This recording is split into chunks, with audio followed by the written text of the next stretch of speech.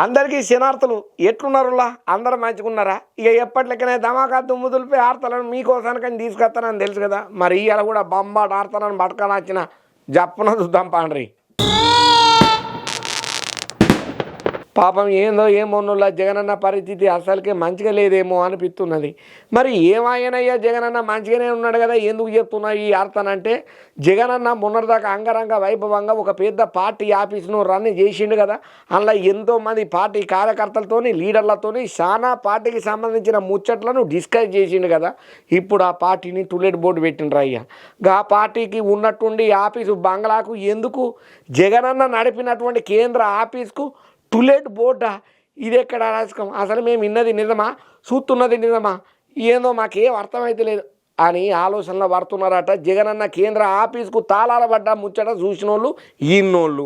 AP రాజధాని పరిధిలో ఉన్నటువంటి అమరావతిలో తాడేపల్లిలో సువిశాల అంటే చాలా విస్తారంగా విస్తీర్ణంలో ఏర్పాటైనటువంటి వైసీపీ కేంద్ర ఆఫీసు నిజంగానే మొన్నటిదాకా ఎంత కలకలలాడిందో ఎట్లా ఉండేదో ప్రత్యేకంగా చెప్పాల్సిన పని లేదు. కాకపోతే ఇప్పుడు ఇంట్లో ఒక మెలిక పడ్డది. మరి ఎందుకోసానికో ఏమో మనకు పురాగా తెలియదు కానీ దాదాపు 10,500 చదరపు అడుగుల విస్తీర్ణంలో బహుళ అంతస్తుల భవనంగా ఉన్నటువంటి ఈ బంగ్లాను ఆ పార్టీ పెద్ద ఎవరైతే ఉన్నారో వైఎస్ జగన్మోహన్ రెడ్డి సారు 2019 ఎన్నికలకు ముందే నిర్మాణం చేసిండు. పార్టీ ఆఫీసు మెయిన్ రోడ్డుకు ఆనుకొని నిర్మాణం చేసిన జగనన్న దాని వెనకాలనే ఆయన ఇంటిని కూడా కట్టుకున్నాడయ్యా. ఇప్పుడు రోడ్డుకు అభిముఖంగా ఉన్న వైసీపీ ప్రధాన ఆఫీస్ ఏదైతే ఉన్నదో కొనసాగుతున్న అద్దాల మేడకు టులెట్ బోర్డు కనబడ్డది. ఉన్నట్టుండి ఇది చూసి మంది శాఖ ఊడే వంత అయ్యిందయ్యా. ఏవయ్యా ఉన్నట్టుండి జగనన్న ఆఫీస్కు ఎందుకు టులెట్ బోర్డు పడ్డదన్న ముచ్చట ప్రతి ఒక్కరు ఆలోచించేటట్టే చేస్తున్నది. అసలు వైసీపీ కేంద్ర ఆఫీస్ అని చెప్పుకునే ఆఫీసుకు ఎందుకు కారణాలు ఏంది అంటే జగనన్న మొత్తం అసలు ఏపీలో ఆయన పార్టీనే లేకుండా ఆయనకైనే ఆలోచన చేస్తున్నాడా, లేకపోతే వాస్తు దోషాలు ఏమన్నా ఉన్నాయని ఎవరన్నా సిద్ధాంతి గారు చెప్పిన ఆలోచన మేరకు ఆ ఆఫీసును అమ్మేస్తున్నాడా, లేకపోతే ఎందుకు ఉన్నట్టుండి కిరాయికి ఇద్దామనే ఆలోచన ఎందుకు వచ్చిందో ఎవరికి తెలవదని చెప్పి ఎవరు తిరగాలో ఆలోచనలు అయితే పడ్డారు. ఇక రాజకీయ ప్రత్యర్థులు ఆయన పార్టీని ఏలన చేసే ముచ్చట్లల్లా ఈ బంగ్లాకు టులెట్ బోర్డు అని అంటున్నారు కొంతమంది.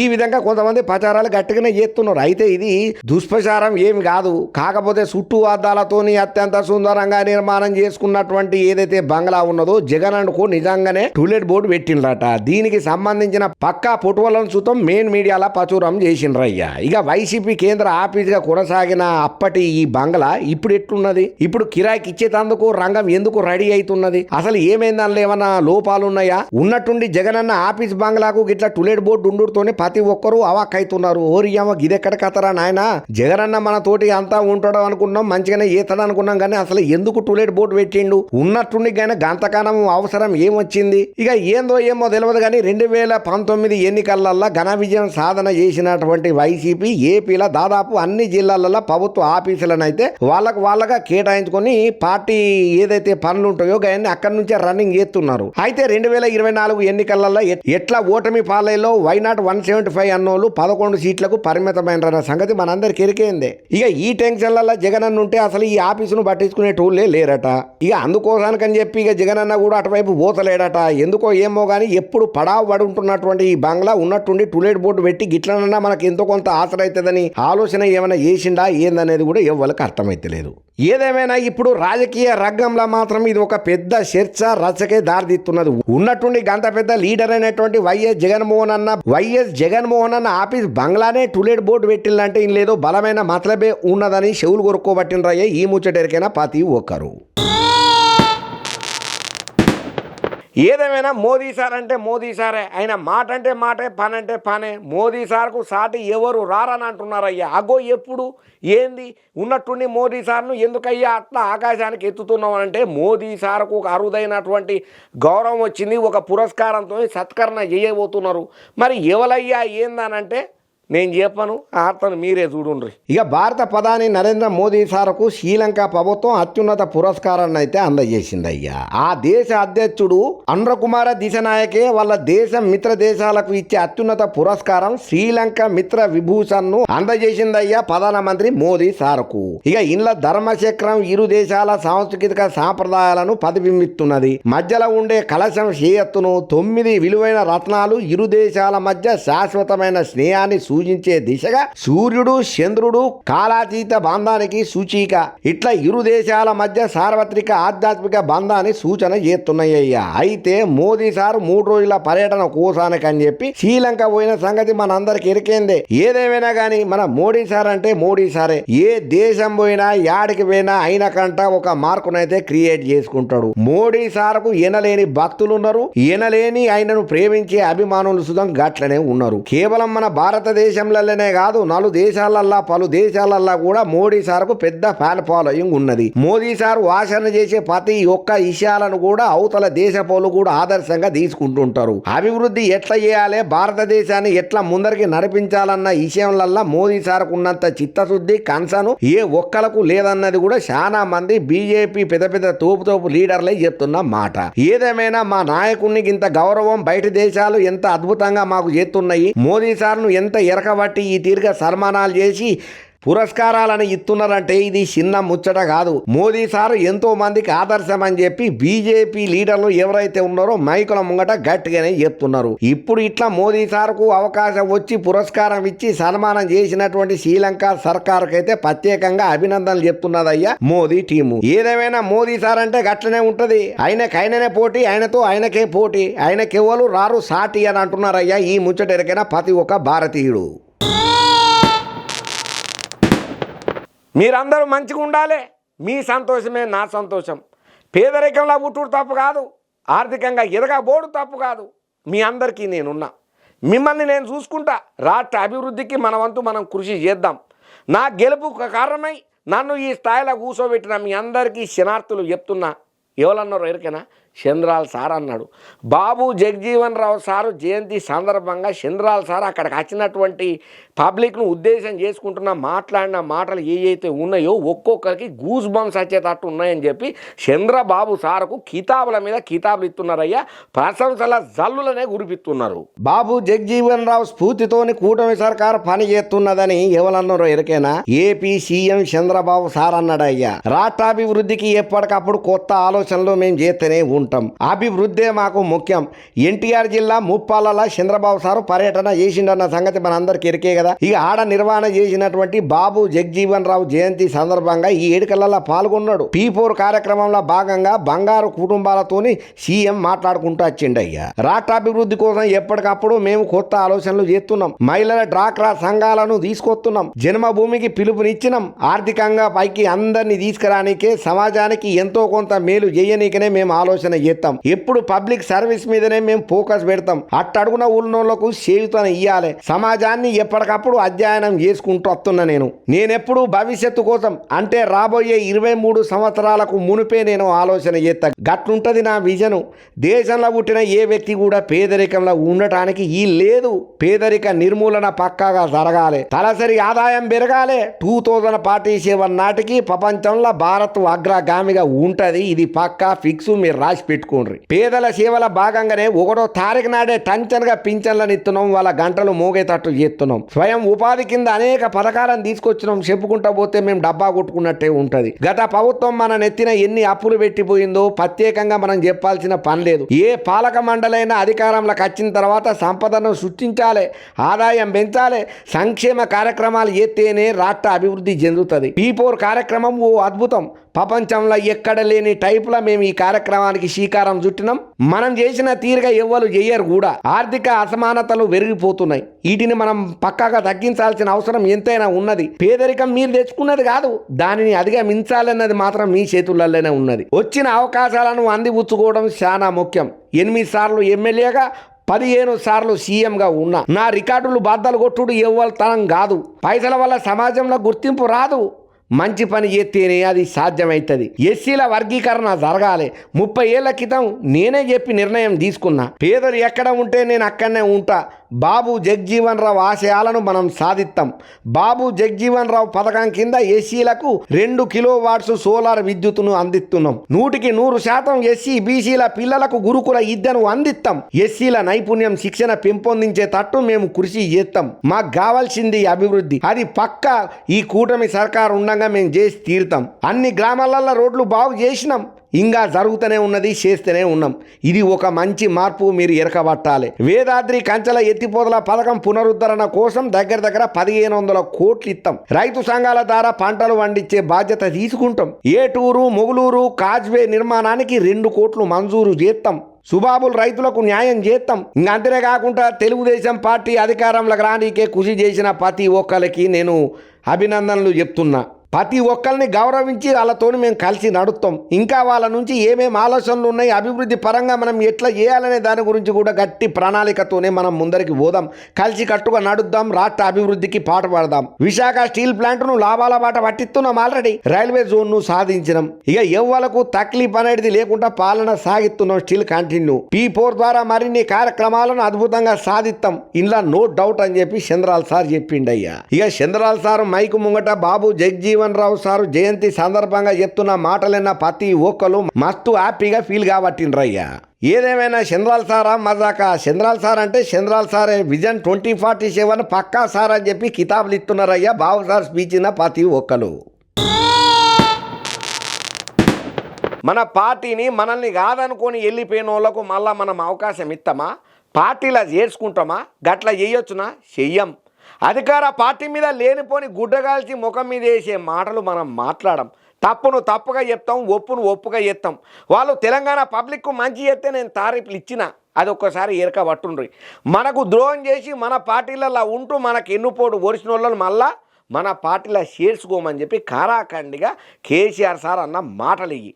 మరి ఇంకా కేసీఆర్ ఎక్కడన్నాడు, ఏమన్నాడు, ఎవరితోనన్నాడు పురాగా ముచ్చట తీసుకొచ్చిన చూడుండ్రి.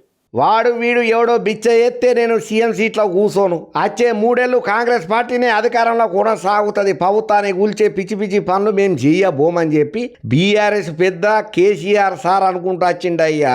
ఇక ఎర్రబెల్లి ఫామ్ హౌస్ లో బీఆర్ఎస్ పార్టీ రథోత్సవ మహాసభ నేపథ్యంలో హైదరాబాద్ ఉమ్మడి రంగారెడ్డి జిల్లాల పార్టీ పెద్ద లీడర్లతోటి సన్నాహక సమావేశాన్ని అయితే ఏర్పాటు చేసిండు కేసీఆర్ సారు. ఇక ఈ సందర్భంగా మాట్లాడినటువంటి కేసీఆర్ సారు కాంగ్రెస్ ఎమ్మెల్యేలు వచ్చి ప్రభుత్వాన్ని ఏర్పాటు చేయాలని చెప్పినా కూడా నేను ఒప్పుకోను. ఇది నా విజను, ఇది నా ఆలోచన, ఇది నాకున్నటువంటి చిత్తశుద్ధి.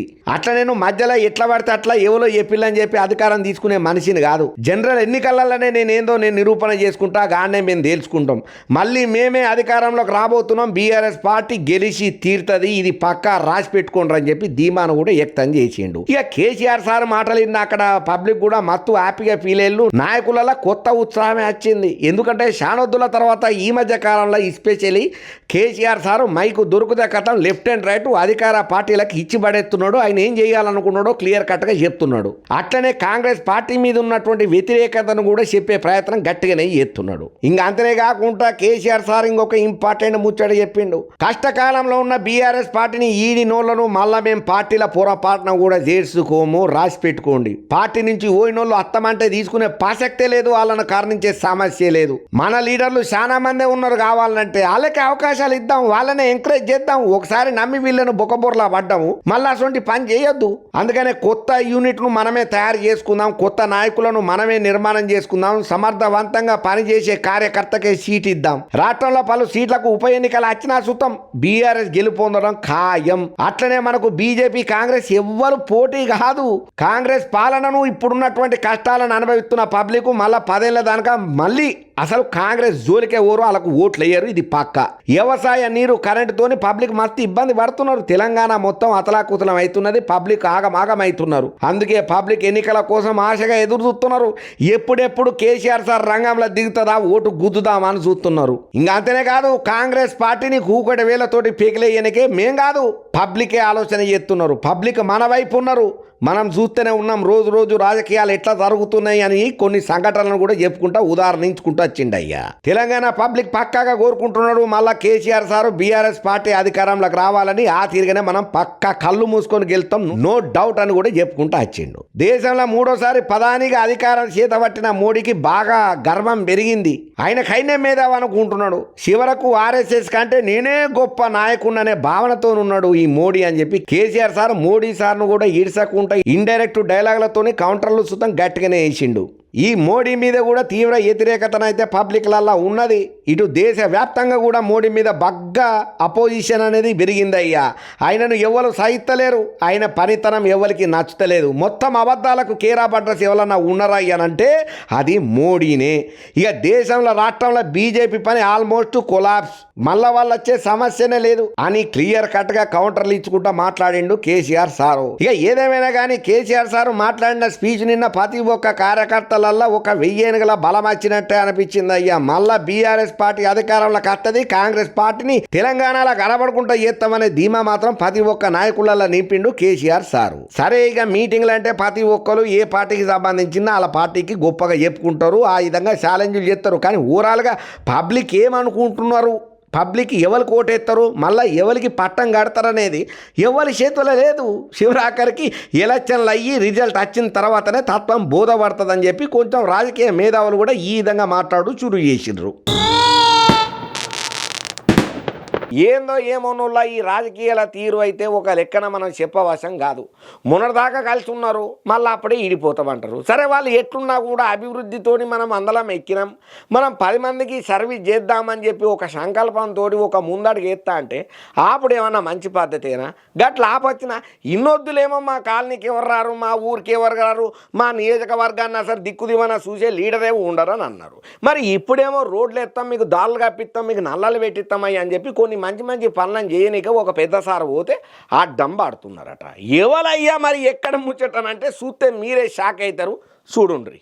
ఇక కూటమి సర్కారు అధికారంలోకి వచ్చే ముందు వచ్చిన తర్వాత అన్ని నియోజకవర్గాలల్లో పెద్ద దిక్కుగా పెద్ద హాట్ టాపిక్గా బాగా డిస్కషన్ చేసుకునే నియోజకవర్గం ఏదన్నా ఉన్నదానయ్యానంటే ఎవరైనా టక్కున చెప్పే ముచ్చట ఒక్కటే పిఠాపురం అని. ఎప్పటి నుంచో ఈ పిఠాపురం పంచాయతీ రోజుకోగా మలుపు తిరుగుతూనే ఉన్నది. ఇక ఈ మధ్య కాలంలో ఎమ్మెల్సీగా ప్రమాణం చేసిన ఇక జనసేన పెద్ద ఉన్నాడు కదా నాగబాబం సారు, పవన్ కళ్యాణ్ సారు సపోర్టుతోని ఎమ్మెల్సీగా ఎన్నిక అయ్యిండు. ఇక రెండో రోజు పిఠాపురం నియోజకవర్గంలో ఆయన పర్యటన చేయాల్సి ఉన్నది కాబట్టి చేసిండు. ఇక ఈయన పర్యటనలో భాగంగా చాలా అభివృద్ధి కార్యక్రమాలను అయితే స్టార్ట్ చేసిండు. ముఖ్యంగా డిప్యూటీ సీఎం పంచాయతీరాజు గ్రామాభివృద్ధి శాఖ తమ్ముడు పవన్ కళ్యాణ్ ఉన్నాడు కదా, ఆ సార్ నియోజకవర్గంలో చేపట్టినటువంటి అభివృద్ధి పనులలో భాగంగా ఇవాళ రోడ్ల నిర్మాణం కోసానికని చెప్పి నాగబాబు సార్ స్టార్ట్ చేసిండు. ఇక ఈ క్రమంలో టీడీపీ నేతలు ఎమ్మెల్సీ నాగబాబుకు ఊహించని శాఖే ఇచ్చిల్లయ్యా. అగ్గో కూటమి సర్కార్ అంటున్నారు, అభివృద్ధి పనులు అంటున్నారు, మళ్ళా టీడీపీ నేతలే ఎందుకయ్యా మరి నాగబాబం సార్కు గట్ల షాక్ ఇచ్చిందనంటే కుమారపురంలో అభివృద్ధి కార్యక్రమానికి పోయినటువంటి నాగబాబును చుట్టుముట్టినరయ్యా టీడీపీ నేతలు. జై వర్మ అని అనుకుంటా జరంతా పవన్ కళ్యాణ్ సార్కు చంద్రాల సార్కు వ్యతిరేకంగానే నినాదాలు చేసినట్టే వర్మ సార్కు పాజిటివ్గా పెట్టినట్టే అనిపించింది అక్కడ ఉన్నోళ్ళ అందరికీ. వీళ్ళు నినాదాలు చేసిన దాన్ని చూసింది దాన్ని బట్టి. ఇక దీంతో నాగబాబు వాళ్ళ మీద జరంతా అరే ఏంది గిట్లా మనం ఏదో అభివృద్ధి పనుల కోసానికి అని చెప్పి వచ్చి మనం అభివృద్ధి చేస్తుంటే మనోళ్ళే గిట్లా గెలికి కప్పు చేస్తున్నారు, ఏమైంది అసలు వీళ్ళకి అన్నట్టు డైలమాలు ఉన్నాడట. ఇక ఈ క్రమంలో జనసేన కార్యకర్తలకు టీడీపీ నాయకులకు జర అక్కడ చిన్న ఉంటది కదా ఘర్షణ అంటారు కదా తోపులాటలు, అన్ని సుతం అయినాయట. అయితే అక్కడనే ఉన్నటువంటి సీనియర్ జనసేన టీడీపీ నేతల వివాదం ముదరకుంటా వాళ్ళ కార్యకర్తలను సముదాయించుకున్నారు ఎవరికి వాళ్ళు. ఇక ఇట్లా ఈ సమావేశంలో నాగబాబు పవన్ కళ్యాణ్ ఈఎం మీద మాట్లాడుకుంటా పిఠాపురంలో పవన్ కళ్యాణ్ జనసేన కార్యకర్తలు ప్రజల ఓట్లతోనే గెలిచిల్లు, కొంతమంది క్రెడిట్ కోసం బాగానే పాకలాడుతున్నారు. ఎవరైతే టీడీపీ లీడర్ ఉన్నాడో ఆ వర్మ సార్ను ఉద్దేశం చేసుకుంటా ఇండైరెక్ట్ గా సురకలు అంటించుకుంటా సెటర్లు వేయబట్టిండయ్యా నాగబాబం సారు. దీంతో ఈ ముచ్చట ఇంకా రోజుకింత పెరుగుతూనే ఉన్నది. సరే మరి ఆయన అన్నాడు ఎప్పుడో అన్నాడు కదా ఆ ముచ్చటను తీసుకొచ్చి ఇప్పుడు ఏదో అభివృద్ధి పనుల కోసానికి అనిపోతుంటే నాగబాబం సార్కు ఎందుకు అడ్డు చెప్తున్నారు, గట్ల చేయొచ్చు, నా అభివృద్ధి కావాలని కొట్లాడేది పబ్లికే, తీరా అభివృద్ధి చేద్దామని చెప్పి ప్రభుత్వ పథకాల కోసానికని చెప్పి ఇచ్చిన హామీలు నెరవేర్చనీకే శంకుస్థాపన పేరు మీద పనులను స్టార్ట్ చేయనీకి అత్తే ఇదెక్కడి తలకాయ నొప్పి అని చెప్పి నాగబాబం సార్ టీం కూడా ఏం అర్థమైతలేదట. ఈ ముచ్చటిన ప్రతి ఒక్క పబ్లిక్ ఆలోచన కూడా ఇదే అంట. ఏదేమైనా ఇవాళ రేపు గెలిచిన తర్వాత ముఖం చూపించిన లీడర్లు ఎన్నో వేల మంది లక్షల మందే ఉన్నారు. ఇంకా ఎక్కువ తక్కువ మాట్లాడితే నువ్వు నన్ను అడిగేదేంద్రని చెప్పి రిటర్న్ దాడికి దిగిన వాళ్ళని చూద్దాం మనం బాగానే చూసినాం. కానీ కూటమి సర్కార్ అధికారంలోకి వచ్చే మునుపు ఏదైతే పిఠాపురంలో నిలబడుతున్నా నాకు మీరు సపోర్ట్ చేయుండ్రి, నన్ను గెలిపించుండ్రి, మీకు నేను ఈ హామీలు ఇస్తున్నా, ఈ హామీలను నేను నిలబెడతా, పిఠాపురాన్ని ఒక అద్భుతంగా తీర్చిదిద్దే బాధ్యత నాది, ఇక నుంచి పిఠాపురం మీది కాదు నాది, నేను చూసుకుంటా, మన రాష్ట్రాన్ని మనం డెవలప్ చేసుకుందామని చెప్పి పవనాల సార్ గట్టిగానే ఫోకస్ మీద పెట్టి అభివృద్ధి పనులను స్టార్ట్ చేసి అన్నను దూరిండు. మరి ఎప్పుడో ఎప్పుడో జేకేతనం సభల నాగేంద్రబాబు సారు పవన్ కళ్యాణ్ సార్ గెలుపుకు వాళ్ళు వీళ్ళు ఇంకోటి అనుకుంటే వాళ్ళ కర్మ అని చెప్పి అన్న మాటను తీసుకొచ్చి ఇప్పుడు అభివృద్ధి పనులను ఆపే దిశగా ఆలోచన చేసుడు మంచి పద్ధతి కాదని చెప్పి కొంతమంది కారెడ్డాలు ఆడుకుంటా కామెంట్లు పెడుతున్నారు. ఏదేమైనా అందరం ఒక ఫ్యామిలీ మెంబర్లమే కదా, అభివృద్ధి ఎవరు చేస్తేంది మన ఖాతాలకే వస్తుంది కదా, మన కూటమి సర్కార్ పేరే నిలబెడుతుంది కానీ ఎందుకు ఆలోచన చేస్తలేరు అని చెప్పి కూడా ఇంకొంతమంది ఈ తీరుగా సీటేర్లు ఎత్తున్నారు. ఏందో ఏమోనుల్లా ఈ సెక్రటేరియట్లల్లో భద్రతా లోపాలు గట్టిగానే కనబడుతున్నాయి అని చెప్పి చాలా మంది కామెంట్లు పోస్టులు పెడుతున్నారు. మరి ఉన్నట్టుండి ఈ మాట ఎవరిలో చెప్పినరయ్యా ఏమిటి కోసానికి నచ్చిందనంటే మొన్న రేవంత్ రెడ్డి సార్ ఏదో మీటింగ్ ఏర్పాటు చేసిండ్రట. గండ్లకు తెలవకుండా ఒక ఇద్దరు మొత్తం వార్త ఇట్లనే చెప్పాలనా చూస్తే అయిపోదా, చూద్దాం పాండ్రి. ఇక తెలంగాణ సచివాలయంలో మళ్ళొక పారి భద్రతా వైఫల్యాలు బాగానే బయటపడ్డాయి.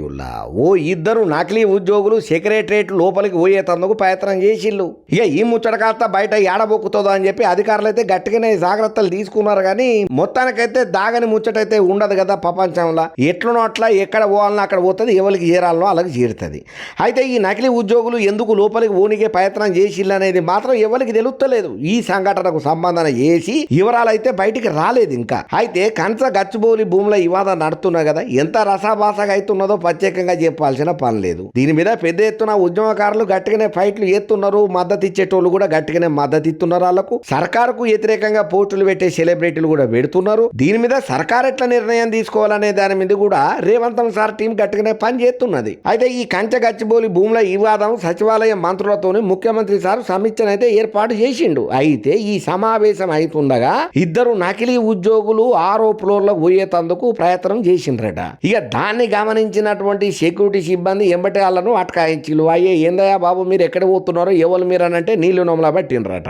చాలాసేపే వివరాలను అడిగిళ్ళు, ఎవరు మీరు ఎక్కడి నుంచి వచ్చిళ్ళు, మీకు ఇక్కడేం పని ఏంది, ఎవరు కావాలని అంటే దిక్కులు చూసుకుంటా నేలకు ముఖమేసి బండలను చూసే పనిలా పడ్డారట. ఎందుకో పోలీస్ పెద్ద సార్లకు వీళ్ళు గుట్కిలు మింగుతుంటే డౌట్ అనుమానం వచ్చింది. అగ్గో వీళ్ళు ఎవరో మన మనుషులు అయితే కాదు, పక్క దీని వెనకాల ఏదో ఉన్నదని జర పక్కకు తీసుకొని అరుచుకునే పని కూడా చేసిండ్రట.